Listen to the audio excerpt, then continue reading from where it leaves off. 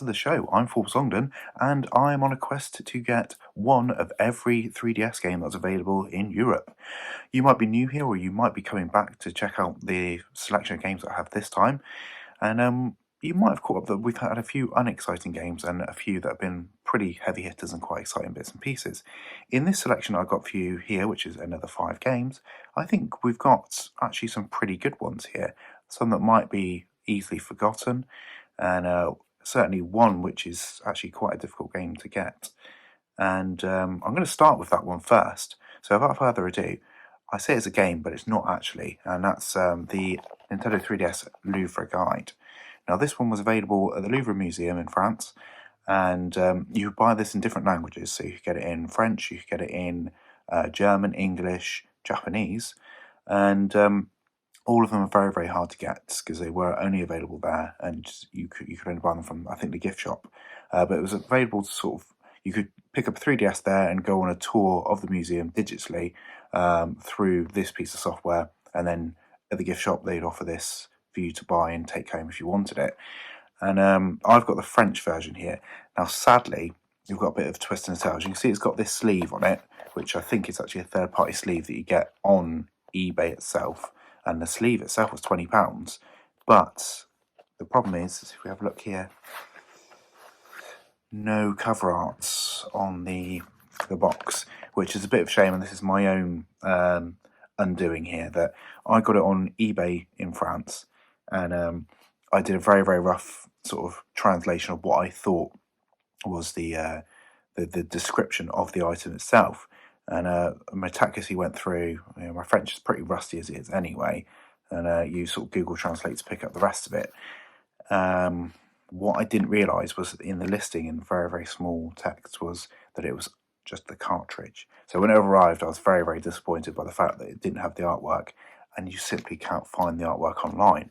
Now, if you're watching this and you've got like a 3DS set, please, by all means, start uploading the sleeves, the artwork, because you can't find PAL artwork for 3DS games anywhere.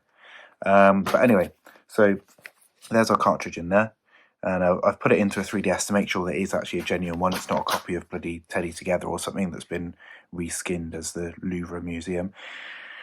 It was expensive. It cost £80, and that's just for the cartridge. And then obviously another £20 for the sleeve, so we took £100 in there for something that really isn't in a state of total completion, and that's a shame, but I still can knock it off the list. So it's one that I do have now, even taking into account technicalities, as we know, because some games I've been going for from foreign markets, so they have different languages other than English on the sleeve, and even sometimes the names are different. So I'm not bothered about that. I'm not going to be like a purist in that sense. It's the easiest route to get the full set. So that's Louvre down.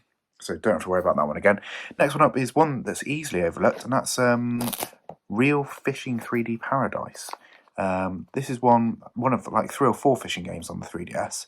There's one of them that I think is super common. This one here is not very common at all. This came from CEX and was £10. I think that represents quite a bargain for this, because I had never seen it before this point, and I haven't seen it again since then. Sometimes you find you buy a game, you think, oh, it's really uncommon, and then you see like loads of copies of it out in the wild for some reason. It's kind of like GTA car syndrome. You get a rare car in GTA, and then every single car on the road is then that car. It's kind of like that with games as well. You can buy like a really rare game, rush in, and then it ends up that there are loads of copies of it around. You just didn't look hard enough. But yeah, this one is in particular quite difficult to find, so I'm quite pleased with it being £10. It's got the VIP code in there, as well as the booklet, and just my sort of invoice of how much I paid for it, again for years to come, when I can look back and see, is it worth more money? Most likely. I mean, CEX are selling it now for £12, so it has gone up. Next one up is Phineas and Ferb, The Quest for Cool Stuff. This one was a game that I had on the Wii U, and thankfully the Wii U version was the right way to go at that time, because the Wii U copy now is worth, what, 150 odd quid, whereas the 3DS version here is not worth anywhere near that. Is one that is easily overlooked. You don't sort of really think about this game when going for the full set, and often you'd be forgiven for forgetting its very existence. The Wii version is by far the cheapest, the 3DS is the next cheapest, and then the Wii U version is in the stratosphere somewhere.